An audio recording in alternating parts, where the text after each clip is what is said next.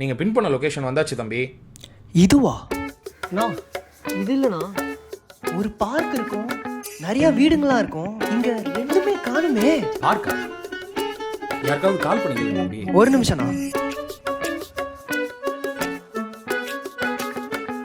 சேச்சி, I have reached the wrong location. Can you please tell the right location to the driver? அண்ணா நான் ஸ்பீக்கர்ல போடுறேன், என் அக்கா root சொல்லுவாங்க, நான் அதை அப்படியே தமிழ்ல சொல்றேன், நம்ம கரெக்டா போவோம். போவோம் கொடுங்க.